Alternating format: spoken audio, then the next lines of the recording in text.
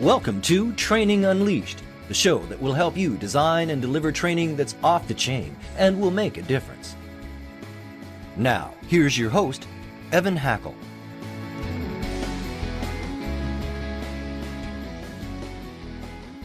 Hello, everyone, and welcome to another exciting edition of Training Unleashed. Quickly, just thanks to my sponsors, C-Suite TV and C-Suite Radio. Couldn't do the show without them. Got great guests today. We're going to talk about superpowers. Who doesn't want to talk about superpowers? It's going to be awesome. And we're going to talk about leadership training from people that have just a tremendous amount of experience with us.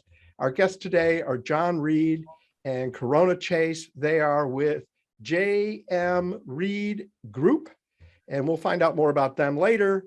Right now, let me just start off and ask this question. What in the world in business is a superpower? Well, this is John Reid, and thank you for having us. And Corena and I are really thrilled to be here. The superpower, at least a superpower, is something that we have within us in terms of the book that we wrote, that for some reason, and usually cultural, usually society, usually growing up, usually a variety of factors which we cover, has gotten submerged. And it's about unleashing that superpower. Like you're talking about unleashing learning and training. It's about unleashing that superpower that we all had when we were younger and somehow lost our way. Corena, would you add anything else to that? Yeah, I think just through our years of training and coaching, what we came to realize was that a lot of the things that were making leaders, the best leaders, the most successful leaders, were unleashing and capitalizing on qualities that are in them and were in them. But then again, as John said, tend to get sort of covered up and blocked by society, by what the world expects of us. So we learned a lot of what we were doing in our training was unleashing something that was already there. I'm loving you guys because the word unleash gets bonus points every time you say it. It's wonderful. In fact, your book is called The Five Lost Superpowers, and you both mentioned this. These are things that we've lost. Why don't we just start with an example of one of the lost superpowers, and what is it, why did we lose it, and how getting it back, what can it do for us? Corena, you want to talk about authenticity? Sure, and I definitely think we should also include curiosity. Okay. Well, we got time. We can talk about all five of them. So no worries. So authenticity, of course, is something that we talk a lot about. It's become sort of a buzzword. It's got lots of different definitions and ways that people talk about it. But one thing that we certainly know from talking to people through every level of an organization is that people are looking for authenticity. They're looking for authentic leadership. They're looking for cultures and environments where they can show up as their full authentic selves and not have to do a lot of faking it until you make it and putting on different airs and versions of ourselves that are less comfortable. So authenticity is something that if you go to a playground, you're going to see a lot of kids showing up exactly as they are, showing you how they feel and what they want. And of course, one of the things we talk about in the book, of course, we have to show up to our environments in different situations and flex to that environment in order to be effective and impactful. But what does it mean to be able to show up as our authentic selves? It's better for ourselves. It's better for the people around us. So we talk a lot about what are the ways in which we can know, are we flexing to this environment in order to be more effective and impactful, or are we having to show up and change who we are? Are we modifying ourselves to an extent that's not really good for our own state of being, and also is sort of negatively impacting the way that people are perceiving us and our ability to be effective? And I'm just, I have my own thoughts, but I'm just curious, why do you think we've lost that superpower? Why are people less authentic than they used to be?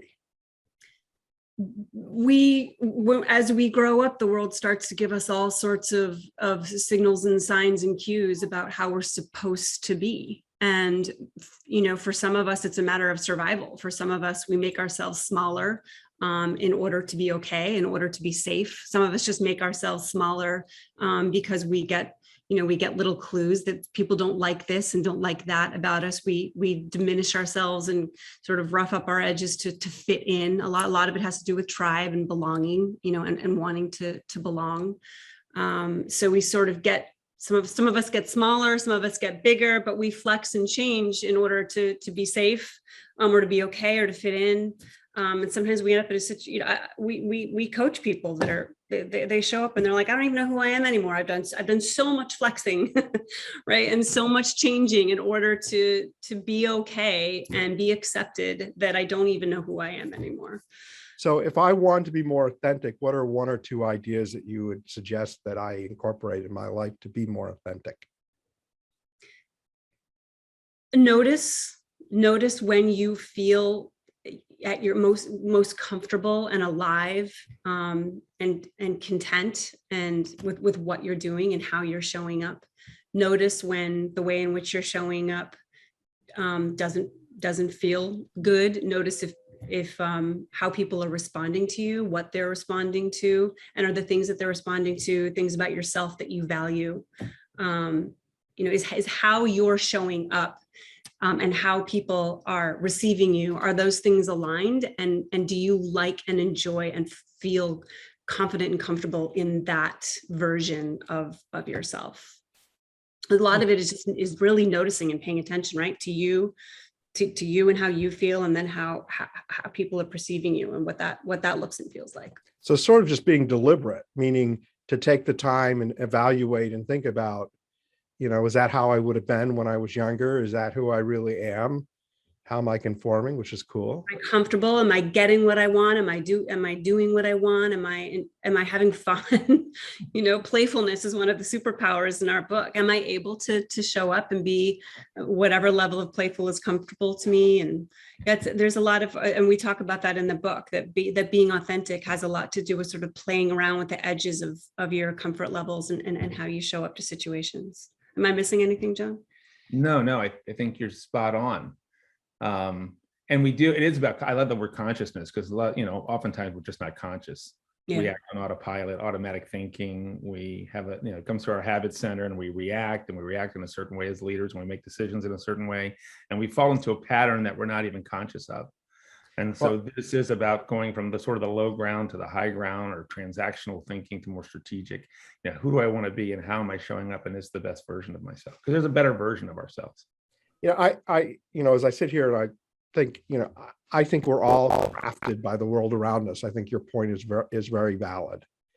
And when you do start to become more authentic, you become real. Just out of curiosity, any differences in the generations in terms like are the millennials and Gen Z more likely to be authentic or less likely to be authentic? I don't think that they're less likely to be authentic, but I definitely think that they want to be surrounded by authenticity. They want to be able to show up to work as their full selves. They want to be in the presence of what they perceive and feel as authentic leadership. This is a generation, God bless them, that they really want to have an integrated professional and personal life, which sort of it means not having to show up at work and put on a bunch of different airs and manners and ways of being. Yeah. I mean, a lot of people are afraid of the younger generations. I think they're amazing. Same. I really do. Don't be afraid of them. Yeah. So I have a lot to teach us. I've already determined that playfulness and curiosity are two of the others.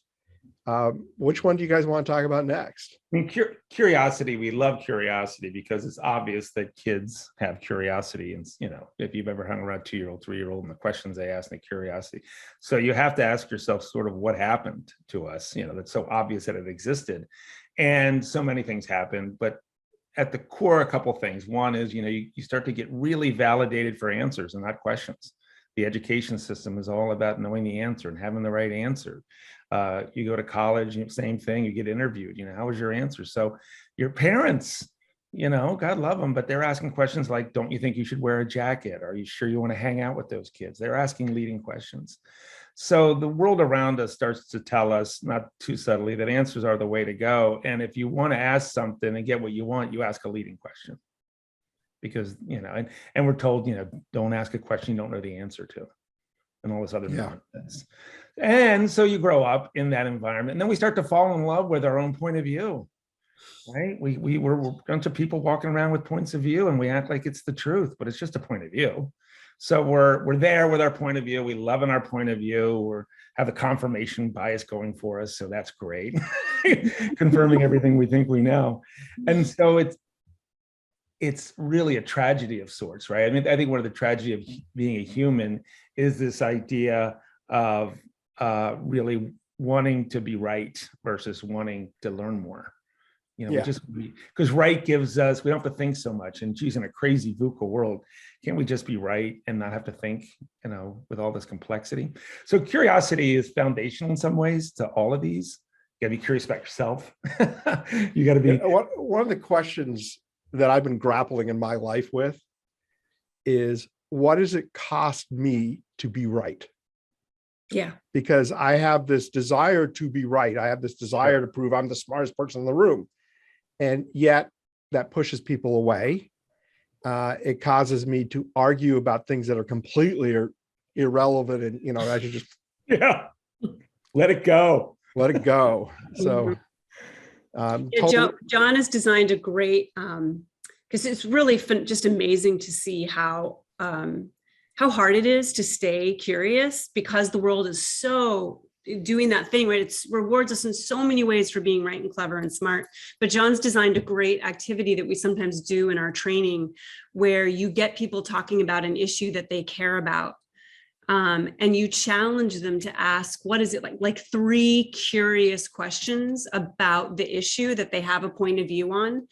And we could almost never have a participant that can ask more than maybe one curious question about the issue before they're asking, you know, before they're doing veiled advocacy. Yeah. But all the questions are leading questions, trying to convince, right? So hard to have curiosity about something. Yeah, so it's as simple as, you know, the government should pay off all college loans. And somebody says, well, I think that's ridiculous. Okay, well, I think it's a good idea. So ask me questions. And they just can't ask questions. They just can't form a good, curious question. And so it becomes a real aha for people, how much their own existing ideas and mental models and beliefs and all that other stuff get in the way of curiosity. Yeah, no doubt about it. You know, I know we got 3 more superpowers, but let's just veer for a second. Sure. Because this is, you know, you're talking to trainers here. Right. And, you know, I know your company. The listeners don't know your company at all. And we're not at the point where I want you to get into your company, but how do you apply this concept of teaching people to be curious, to be authentic, or any of your superpowers? How do you train people, you know, in the real world, and the, you know, because we have trainers listening? How do you take and apply these things that are in your book? How do you get it out of people? And you talked about workshops and gameplay and things like that, but, you know, tell us a little bit more. Yeah, I'll you know, we don't necessarily teach everything in this book in a program, although we have components of it, but curiosity is probably the most, you know, linear one where you can take the book and say, okay, how would you teach this? I mean, first we got to state the problem. So any kind of learning, it's typically like, hey, you're not curious, and that's okay.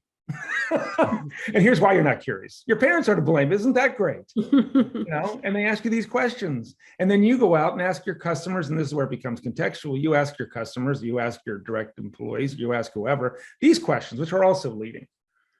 And you have this confirmation bias, and we like talking, and so you can give a lot of different text around, okay, you're not great at this thing. So then curiosity is demonstrated by questioning.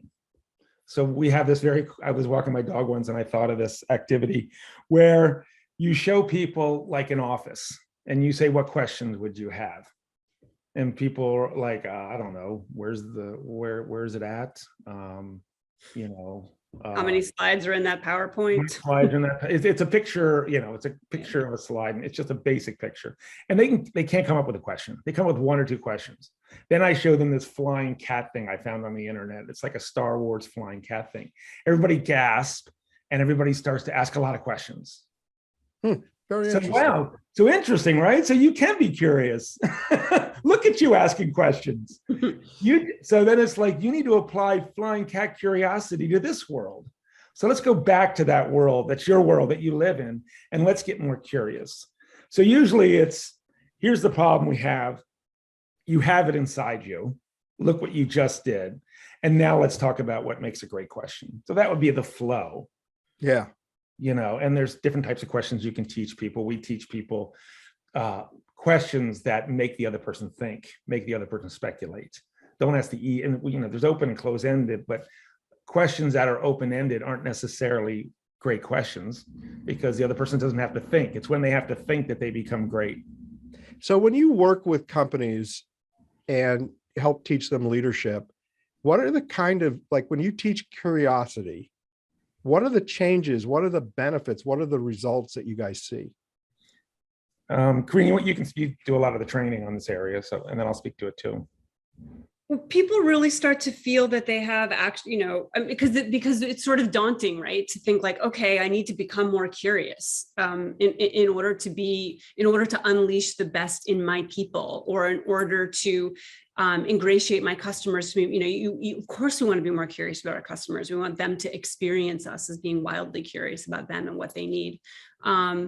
So we give them some tactical things that they can do. We show them what better, good questions look like. We show them what actual listening to them might look like. How is it different from what you're already doing? And one of the things that we try to build into our training programs is little activities that show people what they're already doing. Because some of us might be inclined to think, oh, I don't do that. Oh, no, I'm a good listener. Oh, no, I ask good questions. If I went to these companies 6 months later, what are the changes that I see in the I think you'll find leaders that have more tools available to them and more that are better. They're better at having some frameworks and tools that slow them down and make them do things a little bit differently, so that they can be more effective with the people that they want to be effective with, which is usually either their customers or their sort of direct reports. Yeah, we do this thing that's, the best idea I ever had was this idea, like, what do you have to believe about somebody to coach them? And we get people to answer that question. And the answers are always skill and will stuff, that they're committed, that they want to work hard, that they're knowledgeable, that they have the capability. It's all that skill, will stuff. But they forget the most important thing. And what is that, you might say? And I've yet to have somebody answer this not correctly, but the answer we're looking for is that this other person knows something I don't. That's what makes it coaching. Otherwise, it's just talking. Yeah, that's very good. Unless I believe Corena knows something, or Evan, you know something I don't know, why would I ask you questions? If I think I know it all, I'm going to ask you leading questions. I'm going to do my parent game on you. And we do, and then we explore with people. So why do we think we know it all? Which is fun, right? I mean, our training is intended to be fun, and we don't want to. It's just true. We do tend to think we know it all. But that's a human condition. Why is that? And so we get people to get the behaviors you want, you got to get to the underlying belief system, right? And so you believe you know it all today. You got to let go of that belief. I can teach a question till the cows come home, but if you believe you know it all, you're not going to be a great at questioning and curiosity.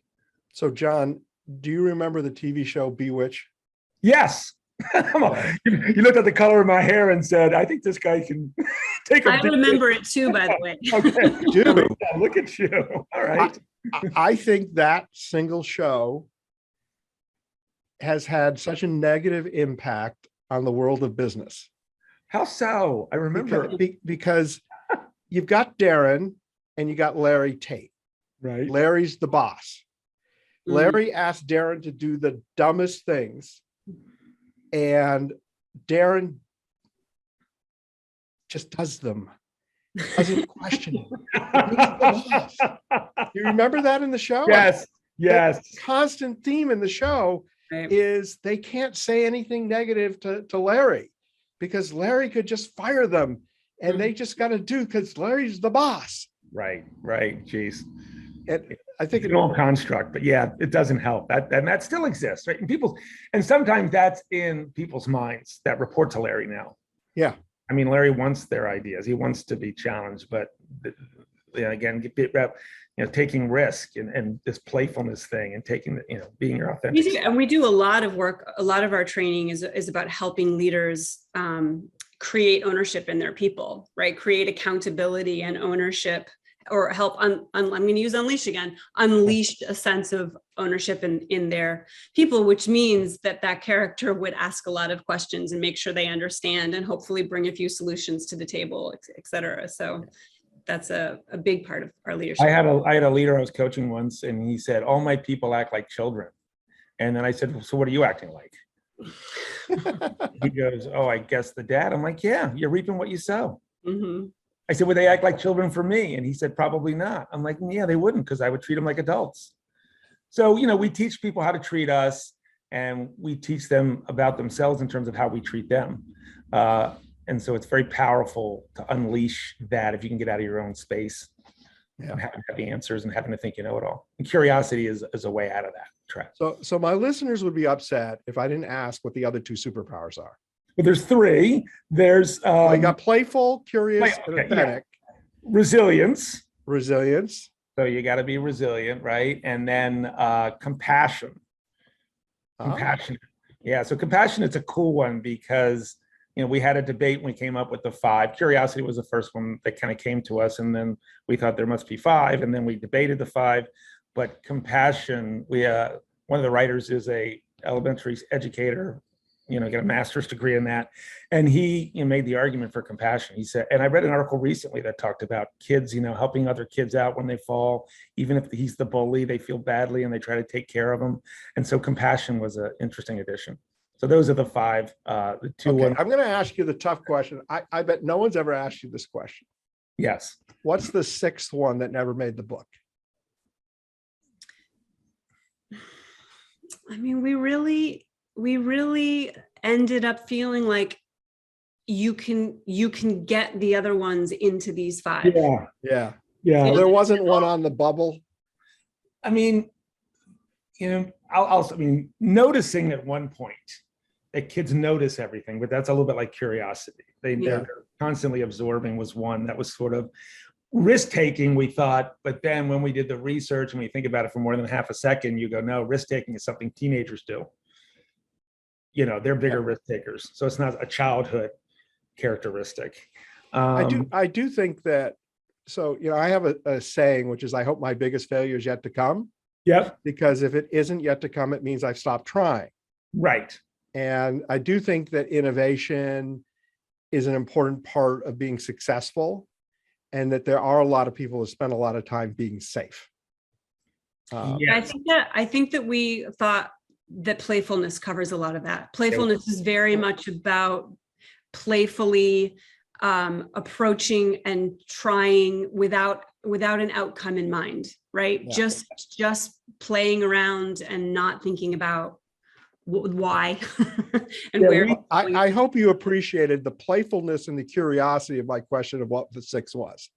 No, it's not to speak badly of another company, but there was that company that had 7, and then they came up with an 8th, and I said, and then I did a broadcast one, a webinar once where I said, let's guess the 9th. There's always got to be another one, but that's, we put creativity, imagination, and innovation under playfulness. You could have put creativity. You could make an argument, right, for somebody that could have been the 6th. But we like the number 5 too, 5 Lost Superpowers. It kind of rolls off the tongue. It's a good title. It's no doubt it's a good title. I give you it's a good title. Well, we're going to run out of time, and I've got to ask you this question because I think people want to know is, tell us about your company. What do you do? Who are your best clients? Clearly, from what I can tell, you guys are fun to work with. You're playful, you're about culture change, about making businesses more effective. And so I think people would love to know more about what you do and how you work. I mean, that's a great way. I'm glad you said that. We have a quote from Ernst & Young, who happens to be one of our largest clients. And she's, in the end of the quote, the chief learning officer said, you guys are just fun to work with. And, we did great work, but forget all that, So I would say a couple things about people who are thinking about who are these people and why would I want to work with them? One is, we believe context is king. So we really believe relevance matters. We think that's what the participants care about. We're very participant centric. So we think participants, first question in their head is, did these people understand our world? So am I being engaged? So, am I being respected? So, there's wisdom in the room. We're going to recognize that. We're going to treat them as there's no sage on the stage. We're not talking to people. We're engaging them the entire time in their own learning. It should be fun, and design really matters. Learning outcomes matter. I know some people are on the train, they're going to be not happy when I say this, but learning outcomes matter. But what matters, I think, even more is the design that gets you that learning outcome. Sometimes people focus on the wrong thing. Is the learning outcome written correctly? And I'm like, well, you should be asking more questions about the design that gets there. Because I can get you a great learning outcome. A lot of people can write great learning outcomes. That doesn't mean the learning's any good. You're talking to the right people right now when you're talking about this, because the people listening right now love training and understand and get the impact, and design is key. It is. We went a recent piece of business that we won. We were the only training company, and there were big training companies that were looking at. We were the only one that talked about design. And I said, what did they talk about? And they said, well, they talked about their content, so their models they talked about. They chose to talk at people about their stuff. And we wanted to talk about what the participant's going to experience in terms of the learning and why that learning is the way to go. So anyone who's looking for a partner, flexible, quick, we draw from all. Can I add one other thing? Yep. Knowing just a little bit about your company. Yep. You guys have tremendous content, but you are not a off-the-shelf company. You're custom. Right. You create a product specifically for your client's need. You've got a wealth of material and expertise, but I think that's so important, because a lot of companies have, sort of like, change the name, change the logo, off we go. And I think every company is different. What you start with is different. The culture they currently have is different. I think the customization you do is really a powerful benefit. Thank you. The people use us in three ways. One is we're also known for our facilitators, because it is great adult facilitation. So we'll get hired to do facilitation of other people's content. So it's an outsourced business, but they will hire globally. We have facilitators across the globe. They just like the fact that we really understand how adults learn, we're respectful to them, and that capability. And that really grew up from our relationship with EY, Ernst & Young, to create that capability. They use us extensively that way. But we also obviously do custom design, pure custom designs, subjects they've never tackled before. Hey, we're thinking about this. We don't have any stuff, but let's do it together. And we create some really cool, interesting stuff based on that. And then finally, we have a lot of leadership programs, sales programs. But no program, is, to your point, is ever run the same way twice, because we do the discovery, we find out that they need a little of this or they need a little of that, or we want to include. I just had a conversation yesterday. We want to do coaching, but we want to do a little bit on, developmental planning. And so, we're going to mix and match and put stuff together. So it sounds like you take your 5 superpowers and actually put them to use. Oh, all the time. I mean, we and Corena, right? We live and breathe them. Oh yeah, yes, and which is why it makes it fun. It's fun to work together. It's fun to we have a great time, and I think we also challenge each other. We notice when somebody's sort of short on curiosity, right? or playfulness, or whatever it may be. So I know you guys have an offer. Yes. So why don't we, if we could go to the offer, that would be great. Okay. Yeah. So as an offer to the group listening to the podcast, we'd love to send you, the first 20 people who respond, a copy of our latest book, which is the Five Lost Superpowers. And you can get that offer by emailing me. I'm John, John, at jmreidgroup.com. So it's John at jmreidgroup.com. We'd love to hear from you, and we'd love to be able to send you books. So why don't you give the email one more time, slow enough so that people that want to look at your website will also get your website? Okay. John, John, at jmreid, REID group.com. And our website's www.jmreidgroup.com. Thank you, Evan, for that. These are important details. Yes, they are. I get so excited about curiosity, I forget about the marketing. Okay, so our listeners know that sometimes the best things come at the end when we ask for your one piece of advice. Corena, do you want to go first? What's your one piece of advice? If you had to share it with this audience, what would that be? I guess I would go with that whatever it is that you're trying to do, whether it's build in more curiosity or authenticity, or be more mindful about what you're paying attention to, which is very related, and what you have control over, which is quite related to resilience, or trying to be a better leader in any number of ways. That you can't do any of it without building in the ability to slow down, without building into your day moments where you pause and say, why do I feel the way I feel right now? Why do I feel out of control? Why do I feel overwhelmed? Why do I feel bad about the way that interaction went? Why do I feel overwhelmed? Whatever it is.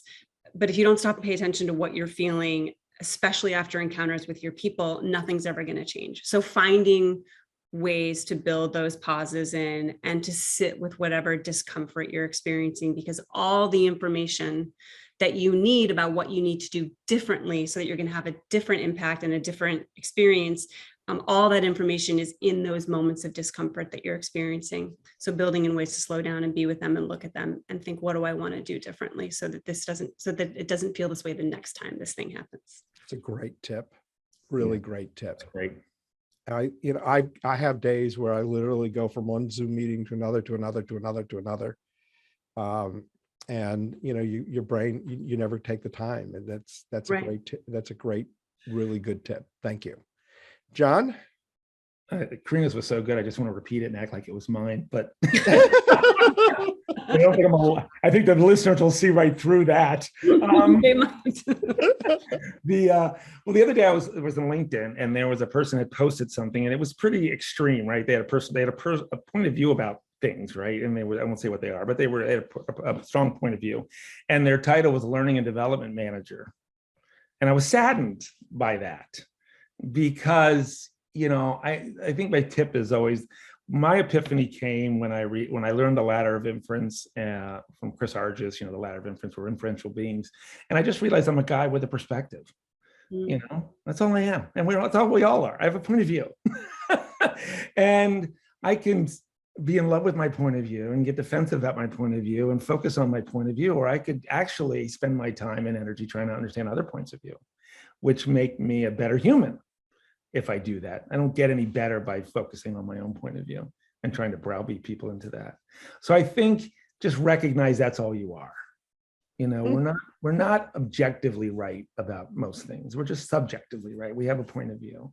And so once you accept that, then you can start to let go.